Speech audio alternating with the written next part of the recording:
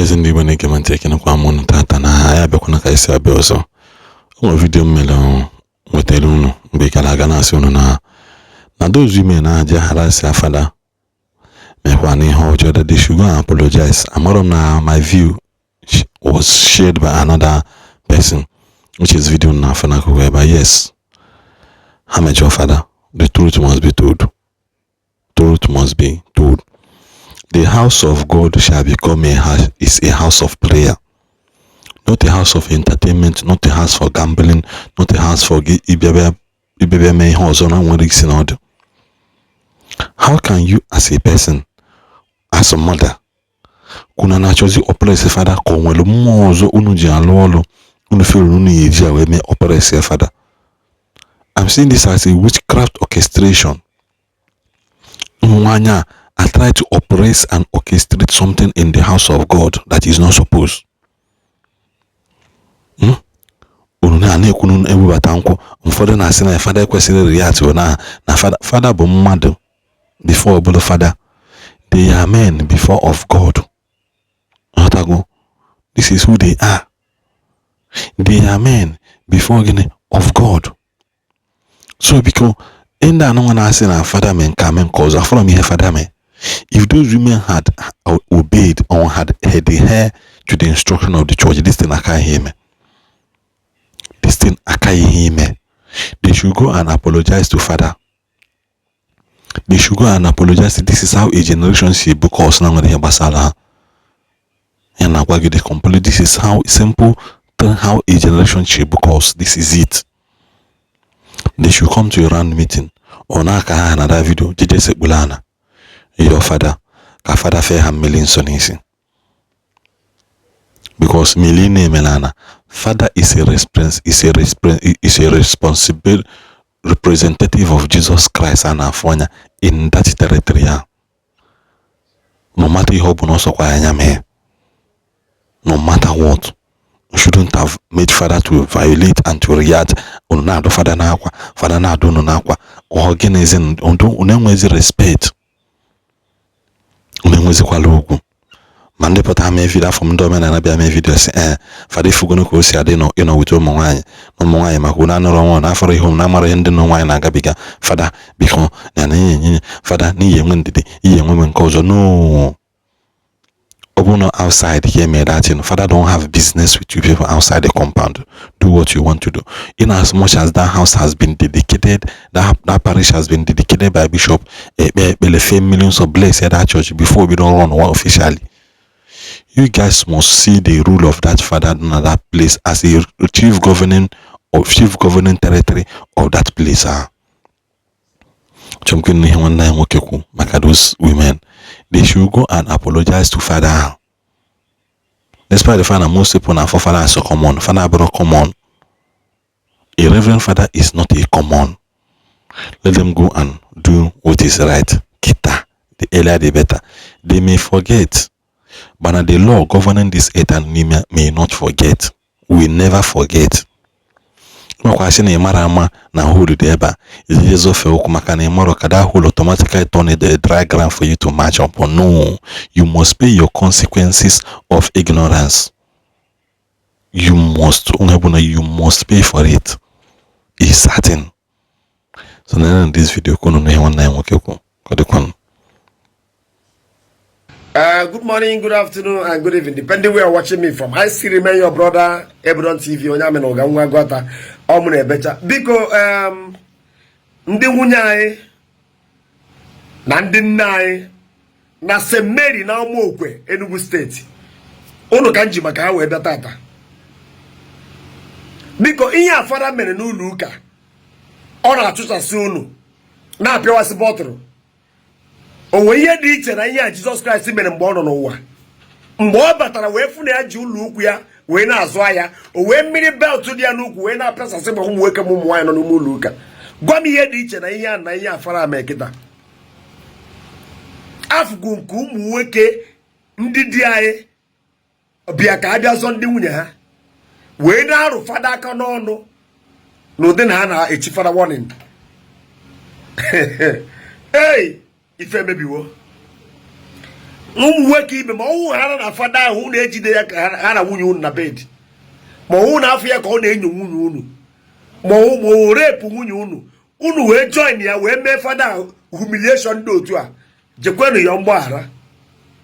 Yes, jenu ya mgbaghara. Unu elekwala fada wee ebe anya n'ụfụ na ọ na-emehie. Ụfọdụ na-agwa okwu ka o si sọ ha duto na o mehiere. Fada nke unu na-eme ife a onwekwa ife mfuru o mere unu. Ọ na fada siri sị nọ n'ụlọ ụka wee mee meeting ọ ya wara o mere. N'ụlọ anọ na n'ụlọ ụka wee mee meeting n'ime sanctuary na ọ chọgburu onwe bịa ndị nna anyị ana m ajụ unu ndị nwunye anyị so n'ụlọ a na-ewepụta nwunye dịka 10,000 naira wee ha ya kalopin jee n'iro mee meeting ahụ bụrụ abịa n'ime ụlọ ụka nọrọ ebe a na-aṅụkwu ma mmanya n'ime sanctuary. Ọ pụtara na ụlọ amacha ya kalopin wee jee n'iro mee meeting ahụ chọrọ ime. Ịmara ihe na-eme ọtụtụ ndị mmanya atansị ụfọdụ ndị na-emekwara ihe ahụ ụfọdụ ndị na-awụzi Chineke ka a bịara ife na mmadụ ka a bịara ife ọ ndị na-eme ụdị ọma unu mere. So you people need to apologize maka afụfụ so ya. I know what I'm telling you. Ọ kakwa mma na ịkpọ m iyi na vidio ma mgba gị okwu chọrọ ịgwa gị. Anụ m ka ụfọdụ ndị na-eji blade na-asị unu mere ọfụma na-asị unu mere ọfụma na-asị fada ọ na ịma anụ ụmụ nwaanyị nwe ụlọ ụka na gagbu na eziokwu nwere enwe ụlọ ụka. Ife gụwa n'ebe ahụ asị onye isi ndị nne wuru onye isi ndị nna ọgọ nwere onye nwe ụlọ ụka Chukwu. Unu mere arụ. Unu wee kedebe ahụ na unu na fada na-azọ kreti ka si fụ ya unu lụsoro fada ọgụ. You people need to apologize. Nye nna agụkwụ na akwa ọsịsọ ka unu ga-emekwa ya ahụ maka unu mere arụ. Onye ahụ n'ebe ahụ Kraịst ka ọ na-represent. Unu si otu a wee gbatetriti ihe. Unu si otu a wee meso fada ihe. Unu rụrụ ala mmagwu na ya zụọ ọnụ gaanụ ya biko jenu ya biko. Ụfọdụ n'ime unu nwere ike na-edebe ahụ anyị wụ ndị nne anyị kwesịrị ime ya ọnwụ na ya abịazi ụka onye ga-abịakwana ọgọ na unu rịtatụ wuru ndị nne ebe ahụ hapụ ebi ụka gara aga n'iru mee maketi amakọrọ ofu onye abịara ya. Unu wu ndị nna ofile unu ga-emewu ifara ya unu mere ya fọdatụ ọ chọgoro unu ama na-abịazi ụka unu gị kwuo ma ndị dị unu ụka ka gara agakwa n'iru. Iwu ji fada everyday we celebrate mass ụpụkịta mpere ofu ugboro n'ụbọchị. Ọgụ na fada bịa n'ụlọ ụka na ọwụ na-enwe onye na ihe dị adịa kịta ịbara rum ya celebrate yara nwe ya maasị lakpuo ọ na ha na-eme everyday ozugoro ya. Unu na-akpa arụ onye unu mere unu dara ya onye na-represent Christ ka unu ya na ọgụ ka fụkara unu na-alụọ. You people need to go and apologize with immediate effect. Ose egbukọrọ oge wee mee unu mere arụ ka ya na-akpọdo ihe nke a unu wee kere edebe ahụ ka ego unu ziga kpọkwuo ndị dị unu kpọọ ndị dị unu ihe na-ekwere ha pụta abịa na-eti fada warning a priest kemgbe nke a bidoziri onwe unu aṅụrụ nkwụ